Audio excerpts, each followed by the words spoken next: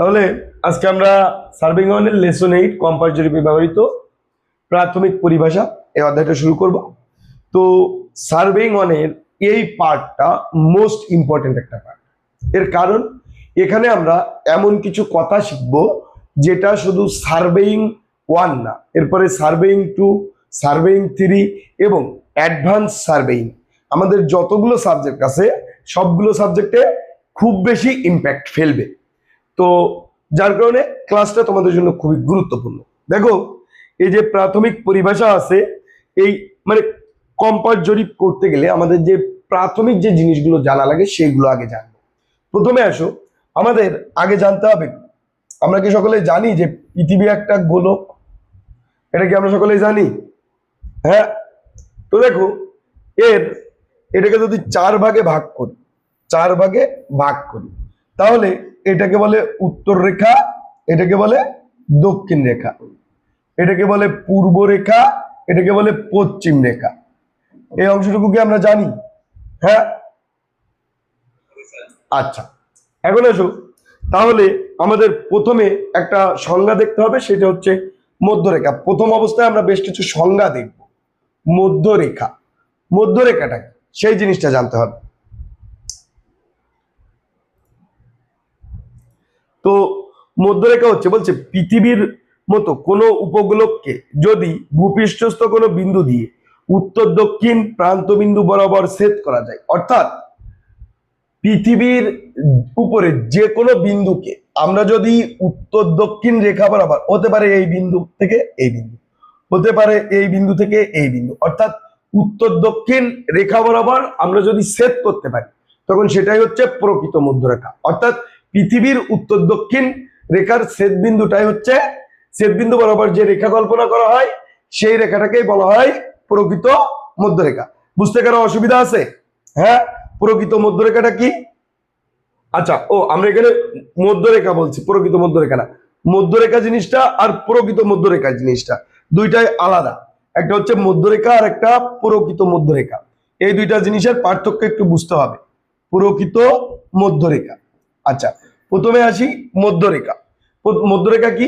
পৃথিবীর উত্তর দক্ষিণ প্রান্ত বরাবর ছেদকৃত যে কোনো রেখাই হচ্ছে মধ্যরেখা। যেরকম এই একটা মধ্যরেখা, মানে এটা একটা মধ্যরেখা, এটা একটা মধ্যরেখা, এটাও মধ্যরেখা, এটাও মধ্যরেখা। আবার আমি এই বরাবর যদি আরো রেখা টানি, তাহলে এটাও মধ্যরেখা। অর্থাৎ যে কোনো বিন্দু উত্তর এবং দক্ষিণ বরাবর সংযোগ করলে আমি যদি এই বরাবর একটা রেখা টানি, এটাও মধ্যরেখা। বুঝতে অসুবিধা আছে? হ্যাঁ, সকলে কি বুঝতে পেরেছো মধ্যরেখা কাকে বলে? আচ্ছা, এখন আসো প্রকৃত মধ্যরেখা কাকে বলে, এই জিনিসটা দেখার চেষ্টা করি। প্রকৃত মধ্যরেখা হচ্ছে পৃথিবী উত্তর ও দক্ষিণ মেরু সংযোগকারী যে রেখা কল্পনা করা হয়, উত্তর ও দক্ষিণ মেরু সংযোগকারী যে রেখা কল্পনা করা হয় সেটা হচ্ছে প্রকৃত মধ্যরেখা। অর্থাৎ কি, যে মধ্যরেখা অবশ্যই পৃথিবীর উত্তর দক্ষিণ মেরুগামী সংযোগ করবে সেটাকেই বলা হয় প্রকৃত মধ্যরেখা। তাহলে প্রকৃত মধ্যরেখা কাকে বলে বুঝতে অসুবিধা আছে কেন? আচ্ছা, এরপরে আসো, আরো কিছু সংজ্ঞা থাকতে হবে। যে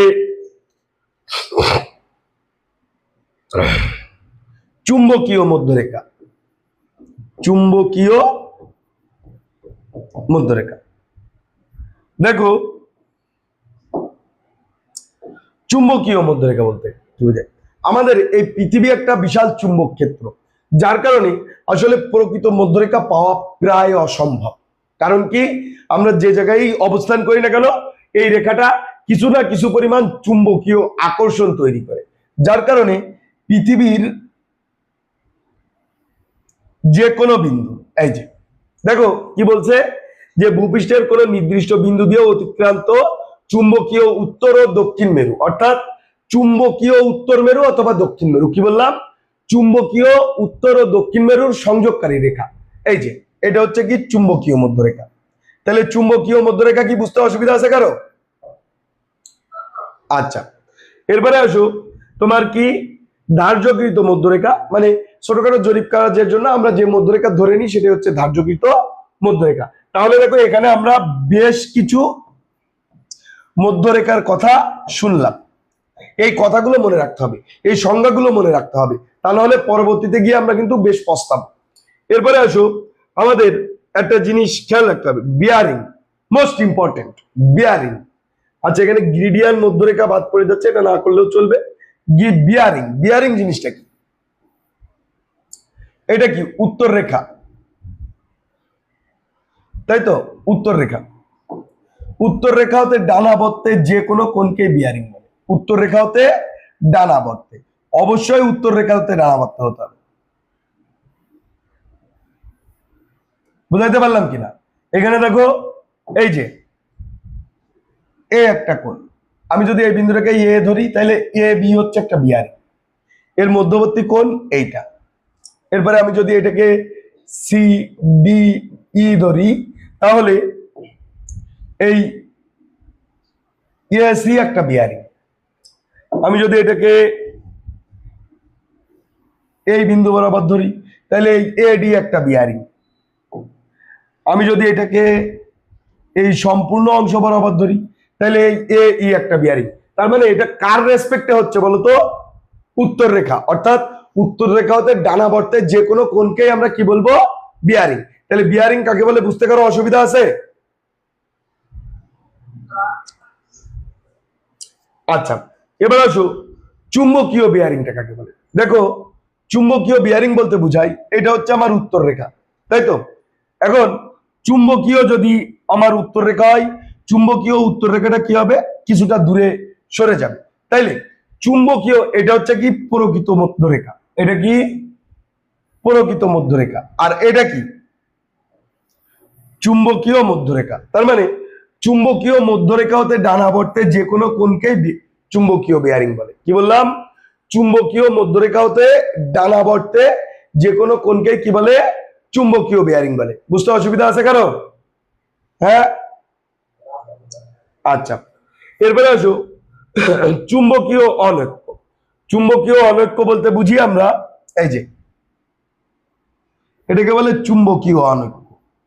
চুম্বকীয় অনৈক্য,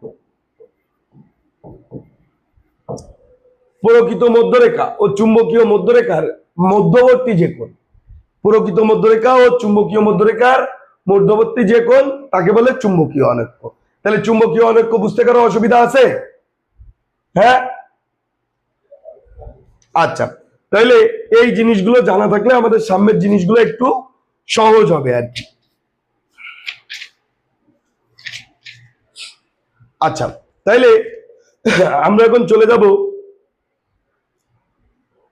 বিয়ারিং কাকে বলে এবং বিয়ারিং সম্পর্কে একটু আলোচনা করব। এর না, তারপরে আগে আমি একটু ট্রাভার্স সম্পর্কে আলোচনা করি। ট্রাভার্স, ট্রাভার্স মানে হচ্ছে বাংলায় বলি ঘের। যদি কোনো ঘেরের প্রারম্ভিক বিন্দুর সাথে শেষ বিন্দু না মেলে, এটাকে বলা হয় মুক্ত ঘের। মুক্ত ঘের। আচ্ছা, আর যদি কখনো প্রারম্ভিক বিন্দুর সাথে প্রান্তীয় বিন্দু মিলে যায়, তখন এটাকে বলা হয় বদ্ধ ঘের। কি ঘের? বদ্ধ ঘের। তাইলে মুক্ত ঘের কি আর বদ্ধ ঘের কি বুঝতে অসুবিধা আছে কারো? হ্যাঁ, দেখো, এটা হচ্ছে প্রারম্ভিক স্টেশন, প্রারম্ভিক বা শুরুর স্টেশন। প্রারম্ভিক বলতে বোঝায় শুরু, তাহলে প্রারম্ভিক স্টেশন। আর এটা হচ্ছে প্রান্তীয় স্টেশন, প্রান্তীয় স্টেশন। আচ্ছা, এখানে যদি আমরা এটাকে প্রারম্ভিক ধরি, তাহলে এটা কি? প্রান্তীয়।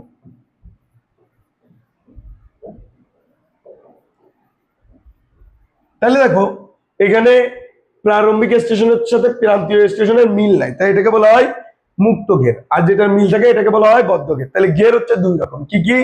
একটা মুক্ত ঘের, একটা বদ্ধ ঘের। একটু ক্লিয়ার? হ্যাঁ, আচ্ছা। এরপরে আসো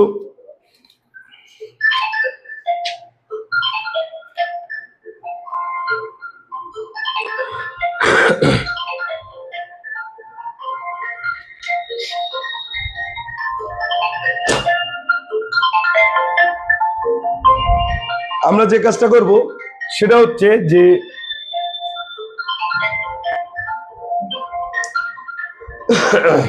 বিয়ারিং সম্পর্কে আলোচনা করব। বিয়ারিংটা কি সেটা দেখার চেষ্টা করব। আমরা মনে করলাম এই একটা রেখা আছে, একটা রেখা আছে। এই রেখাকে আমরা এইখান থেকে এই পর্যন্ত যে কোনো একটা রেখায় একটা চতুর্ভাগ আঁকলাম। তাহলে এইখান থেকে এই পর্যন্ত একটা এই বাহুটাকে যদি আমি এ বি দ্বারা চিহ্নিত করি, এ বি, তাহলে এখানে দেখো এটা হচ্ছে সেই উত্তর রেখা। তাহলে উত্তর রেখা হতে ডানাবর্তে যে কোনো কোণকে কি বলে? আমার উত্তর রেখা হতে ডানাবর্তে যে কোনো কোণকে বিয়ারিং বলে। আমি বোঝার সুবিধার্থে আমি এটা ধরে নিলাম 30 ডিগ্রি, কথার কথা। এখন আসো এই একটা বিয়ারিং। এখন এইটা আমরা এটা হচ্ছে ধরার কাছে, এটা ধরার কাছে। তুমি চাইলে এটা প্রাথমিক স্টেশন ধরতে পারো, এটা প্রান্তীয় স্টেশন ধরতে পারো। আমি ধরে নিলাম এটা প্রাথমিক স্টেশন, প্রাথমিক বা প্রথম প্রাথমিক স্টেশন, আর এইটা ধরে নিলাম প্রান্তীয় বা শেষ স্টেশন। প্রান্তীয় মানে কি? শেষ স্টেশন। তাহলে প্রাথমিক স্টেশন থেকে আমরা যদি প্রান্তীয় স্টেশনের দিকে তাকাই, তাহলে যে বিয়ারিং পাই সেটাকে বলে তোমার কি? সম্মুখ বিয়ারিং। কি বিয়ারিং? বিয়ারিং কত প্রকার আগে সেই জিনিসটা জানি।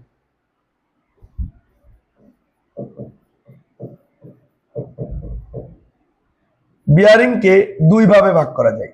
দুই ভাবে, এটা দুই প্রকার। একটা হচ্ছে হ্রাসকৃত, হ্রাসকৃত, আরেকটা হচ্ছে পুণ্যবৃত্ত, পুণ্যবৃত্ত, আরেকটা হচ্ছে সম্মুখ, আরেকটা হচ্ছে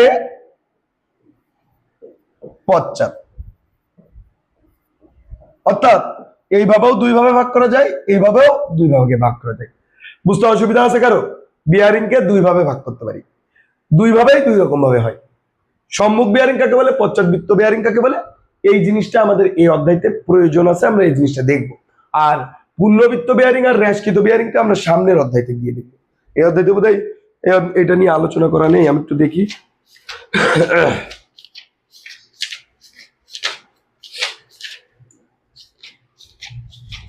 যদিও এই অধ্যায় থেকেও আমার হচ্ছে এই জিনিস সম্মুখ বিয়ারিং পশ্চাৎ বিয়ারিং নিয়ে আলোচনা করা নেই, তাও আমার সম্মুখ বিয়ারিং বা পশ্চাৎ বিয়ারিং এই জিনিস দুইটা আমার ম্যাথ করতে গেলে লাগবে, যার কারণে আমি তোমাদের শিখিয়ে নিচ্ছি জিনিসগুলো একটু। ওকে, এখন আসো তাইলে আমরা সম্মুখ বিয়ারিং, সম্মুখ বিয়ারিং বলতে কি বোঝাচ্ছি? যে প্রাথমিক স্টেশন থেকে প্রান্তীয় স্টেশনের দিকে তাকালে আমরা যে বিয়ারিং পাই সেটাকে বলে সম্মুখ বিয়ারিং। এরপরে তাহলে পশ্চাৎ বিয়ারিং কি হবে? এর উল্টো, প্রান্তীয় স্টেশন থেকে প্রারম্ভিক স্টেশনের দিকে তাকাই। কি বললাম? শেষ স্টেশন, প্রান্তীয় বা শেষ স্টেশন। শেষ স্টেশন হতে প্রারম্ভিক স্টেশনের দিকে তাকালে আমরা যে বিয়ারিং পাই সেটাকেই বলা হয় কি? তোমার পশ্চাৎ বিয়ারিং। তাহলে সম্মুখ বিয়ারিং কাকে বলে, পশ্চাৎ বিয়ারিং কাকে বলে, বুঝতে অসুবিধা আছে কারণ? হ্যাঁ, আচ্ছা। সম্মুখ বিয়ারিং এর ইংলিশ ওয়ার্ডের মিনিং হচ্ছে ফরওয়ার্ড বিয়ারিং, ফরওয়ার্ড বিয়ারিং। আর পশ্চাৎ বিয়ারিং ইংলিশ মিনিং হচ্ছে ব্যাক বিয়ারিং, ব্যাক বিয়ারিং। এখন আসো ফরওয়ার্ড বিয়ারিং। তাহলে এটাকে শর্ট ফর্মে আমরা লিখতে পারি কি? এফবি। আর এটাকে শর্ট ফর্মে লিখতে পারি কি? বিবি। মানে একটা হচ্ছে এফবি আর একটা বিবি। এখন আসো সম্মুখ বিয়ারিং থেকে পশ্চাৎ বিয়ারিং এ কিভাবে যাব, এটা হচ্ছে মোস্ট ইম্পর্টেন্ট। যদি কোথাও আমাকে বের করতে বলে, দেখা যাচ্ছে FB equal to 30 degree, back bearing কত? সূত্র একই, এফবি অথবা বিবি বের করার সূত্র একই, 180 ডিগ্রি, সরি,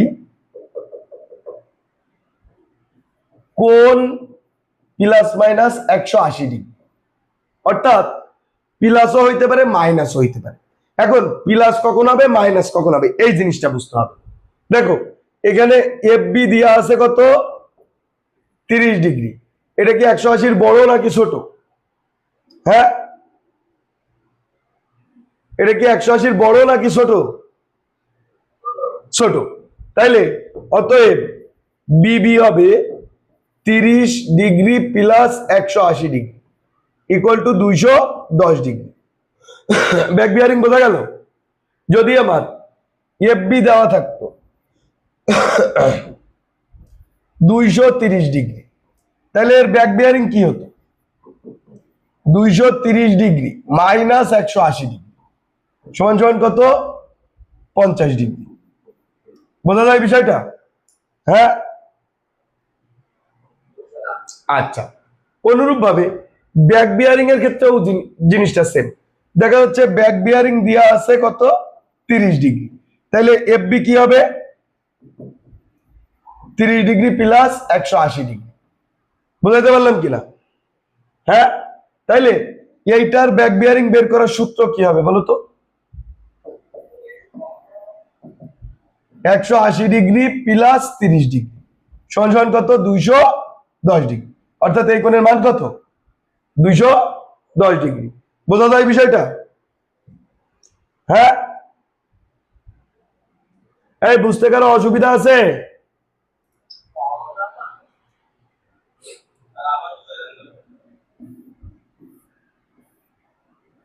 এই কোণটা দেওয়া আছে 30 ডিগ্রি, এটা এ বি, তাইলে দেওয়া আছে কি এ বি 30 ডিগ্রি। অতএব বি এ সমান সমান কি হবে? দেখো, এই বিয়ারিং এর ক্ষেত্রে নেম উল্টো করে লেখার ভিতরে তফাৎ আছে। অর্থাৎ এ বি থেকে আমরা যখন বি এ লিখবো তখন বুঝবে এ বি এর পশ্চাৎ বিয়ারিং এ হচ্ছে বি এ। বুঝাইতে পারলাম কিনা? কি বলেছি, ক্লিয়ার বিষয়টা? যখন এ বি থেকে আমরা বি এ লিখবো তখন ওইটা কি বুঝাবে? ওইটার পশ্চাৎ বিয়ারিং। এখন তাহলে এই 30 ডিগ্রি কি 180-র বড় না ছোট? 30 ডিগ্রি সমান সমান কত? 210 ডিগ্রি। অর্থাৎ এই কোণের ভ্যালু কত? 210 ডিগ্রি। বোঝা যায় বিষয়টা? হ্যাঁ, আচ্ছা। তার মানে এখানে আরো একটা জিনিস শিখলাম যে এ বি থেকে আমরা যদি বি এ লিখি তখন সেটা উল্টে যায়। অর্থাৎ এ বি কে যদি সম্মুখ বিয়ারিং বলে, বি এ কে বলবে পশ্চাৎ বিয়ারিং।